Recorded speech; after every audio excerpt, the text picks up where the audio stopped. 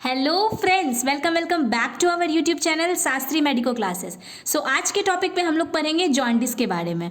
तो आखिर जॉन्डिस क्यों हो जाता है? It occurs due to liver damage. जब हमारे लीवर में डैमेज होने लगता है तो उस वजह से हमारा जॉन्डिस होता है। अब हमारे लीवर में डैमेज कैसे हो जाता है, इसकी कॉजेज़ क्या क्या है, क्या रीजंस है?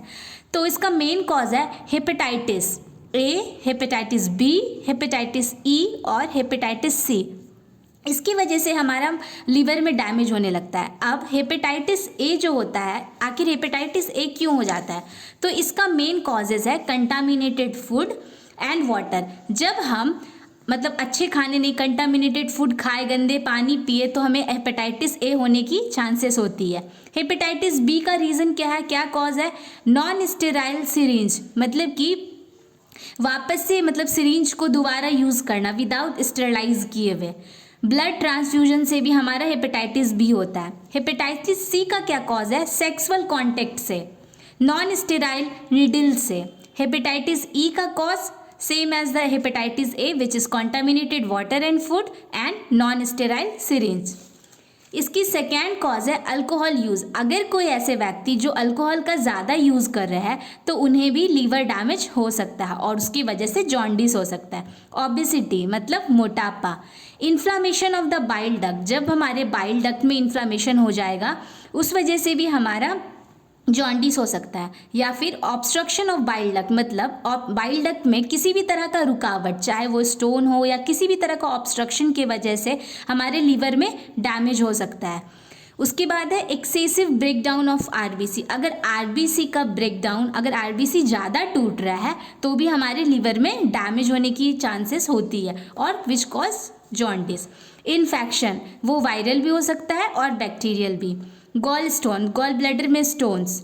और increase level of bilirubin in blood. अगर नॉर्मल से ज़्यादा, हमारा नॉर्मल लेवल होता है बिलिरुबिन का ब्लड में 1 मिलीग्राम पर डेसीलीटर, लेकिन अगर 3 मिलीग्राम पर डेसीलीटर से ज़्यादा बिलिरुबिन अगर हमारे ब्लड में हो जाएगा तो वो हमारे लीवर को डैमेज करेगा एंड जॉन्डिस कॉज कर देगा।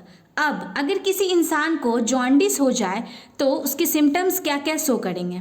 तो फर्स्ट है उनका yellow colour of eyes, skin and nails. उस पेशेंट का आईज, स्किन और नेल्स येलो दिखने लगेगा। उन्हें फीवर आएंगी।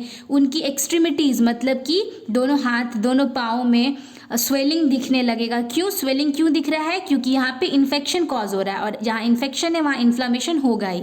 लॉस ऑफ एपेटाइट, उन्हें भूख नहीं लगेगी और अगर वो भूख नहीं लगेंगी तो वो खाएंगी नहीं, तो उनका वेट लॉस भी होने लगेगा। डार्क और येलो कलर ऑफ यूरिन, उनकी यूरिन जो है डार्क कलर की होंगी और येलो कलर की होंगी। फटीग, उन्हें थकान फील होगा, वॉमिटिंग जैसा लगेगा, उनकी स्किन में इचिंग होगी और हेडेक भी होगा। अब आइए हम इसकी टाइप्स की बात करें तो there are mainly 3 types of the jaundice. The first one is the haemolytic jaundice, second one is the obstructive jaundice and the third one is the hepatocellular jaundice. आइए हम लोग एक एक करके स्टार्ट करते हैं। तो पहले हम लोग देखेंगे हेमोलाइटिक जॉन्डिस के बारे में। In this type of jaundice more breakdown of RBC, मतलब कि हमारे जो आरबीसी सेल्स होते हैं उसका ब्रेकडाउन ज़्यादा होने लगता है। किसमें? हेमोलाइटिक जॉन्डिस में। जैसा हम जानते हैं कि आरबीसी हीमोग्लोबिन कंटेन करता है, मतलब heme plus globin, heme which contain iron and globin which contain protein. जब हमारा हीम का ज़्यादा ब्रेकडाउन होने लगता है तो हमारा बिलिरुबिन बनने लगता है ज़्यादा, तो ये हमारा हुआ हेमोलाइटिक जॉन्डिस। अब हम आते हैं obstructive jaundice. It occurs due to obstruction in bile duct. जब हमारे बाइल डक्ट में किसी भी तरह का ऑब्स्ट्रक्शन आने लगेगा, किसी भी तरह का रुकावट, ब्लॉकेज, वो स्टोन की वजह से या किसी भी तरीके के ऑब्स्ट्रक्शन की वजह से, तो उसका नाम है ऑब्स्ट्रक्टिव जॉन्डिस। उसे हम ऑब्स्ट्रक्टिव जॉन्डिस कहेंगे।